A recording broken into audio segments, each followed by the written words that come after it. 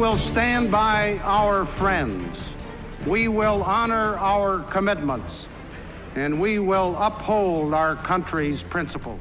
Ngày 12 tháng 3 năm 1975, khi Hạ viện Hoa Kỳ biểu quyết cắt giảm 300 triệu Mỹ Kim quân viện cho Việt Nam Cộng Hòa do Tổng thống Ford đệ trình, có nghĩa là quân đội Việt Nam Cộng Hòa lúc đó chỉ còn đủ đạn dược trong vòng 3 hoặc 4 tháng để bảo vệ nền tự do dân chủ của miền Nam.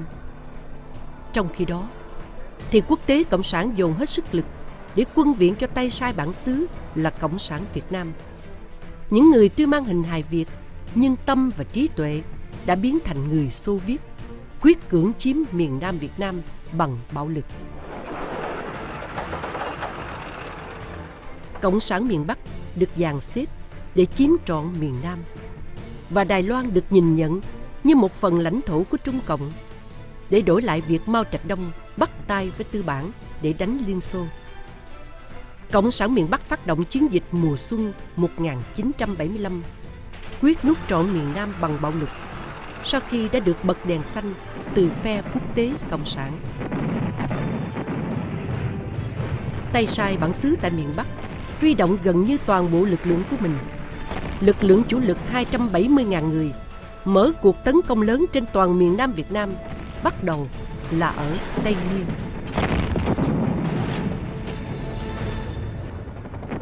Đơn độc một mình chống đỡ cả hệ thống xã hội chủ nghĩa đứng đằng sau miền Bắc, và nhận định rất rõ sự sống còn của miền Nam đang rất mong manh. Tổng thống Nguyễn Văn Thiệu quyết định tái phối trí lực lượng sau khi Buôn Mê Thuột thất thủ. Ông ra lệnh cho tướng Phạm Văn Phú rút bỏ Tây Nguyên để về phòng thủ vùng Duyên Hải. Tướng Phú phản đối và cho rằng nếu làm như thế nghĩa là bỏ ngỏ, sẽ mất vùng Duyên Hải và sẽ mất nước. Thế nhưng Tổng thống Thiệu cương quyết rút bỏ Cao Nguyên. Ngày 23 tháng 3, Huế rơi vào tay Cộng sản trong khi Đà Nẵng bị bao vây và nã pháo. Trong nửa đầu tháng 4, các tỉnh Quảng Ngãi, Bình Định, Phú Yên, Khánh Hòa lần lượt bị Cộng sản chiếm đóng. Ngày 9 tháng 4, quân Cộng sản định đánh chiếm huyện Xuân Lộc, tỉnh Đồng Nai, tuyến phòng thủ từ xa cuối cùng của Sài Gòn. Nhưng sư đoàn 18 của quân lực Việt Nam Cộng Hòa đã kháng cự mãnh liệt để giữ vững thị xã. Đây là trận đánh dài ngày cuối cùng của quân lực Việt Nam Cộng Hòa. I will hold Long Khánh. I will knock them down here, even to bring here 2 divisions or 3 divisions.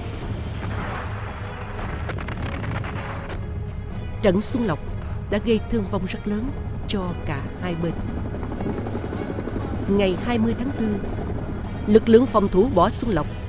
Việc bỏ Xuân Lộc khiến Sài Gòn gần như bỏ ngỏ, không còn phòng thủ từ xa nữa. Quân Cộng sản áp sát thành phố ở các tuyến ngoại vi.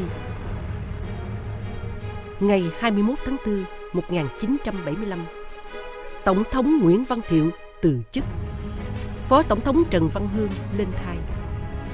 Ngày 27 tháng 4, Phi trường quân sự Tân Sơn Nhất tại Sài Gòn chịu 3 loạt hỏa tiễn của quân Cộng sản lần đầu tiên trong hơn 40 tháng, làm nhiều người thiệt mạng và bị thương, nhà cửa đổ nát.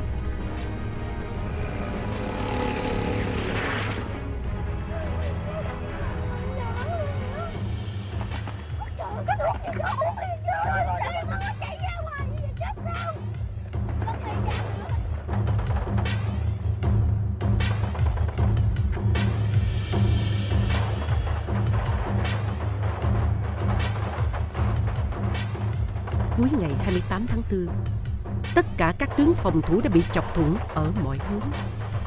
Các lực lượng chính trị thứ ba dàn xếp để đưa Đại tướng Dương Văn Minh lên làm tổng thống trong ngày 28 tháng 4 năm 1975.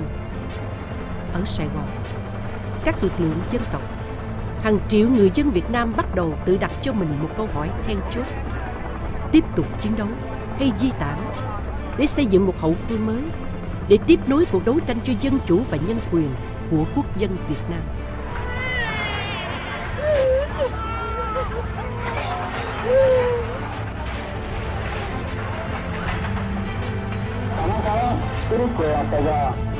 kêu gọi quân lực Việt Nam Cộng Hòa hạ vũ khí đầu hàng. 8 giờ sáng ngày 30 tháng 4, Tổng thống Dương Văn Minh và Bộ Tổng tham mưu Quân đội Việt Nam Cộng Hòa hạ lệnh đơn phương ngừng chiến, sẵn sàng đón quân Cộng sản vào Sài Gòn để bàn giao chính quyền. Cùng lúc đó, các lực lượng dân tộc và hàng chục ngàn người quyết định di tản chiến lược và ra đi bằng đường biển để tìm tự do và trốn chạy Cộng sản. Làn sóng di tản bắt đầu cho cuộc Exodus lớn nhất trong lịch sử Việt Nam. Xem SBTN Go mọi lúc mọi nơi, hình ảnh HD, âm thanh rõ ràng, chỉ có 7 đồng 99 cho một tháng sau 7 ngày dùng thử. Quý vị có thể tải SBTN Go trên Google Play, Apple Store, Roku hoặc Amazon.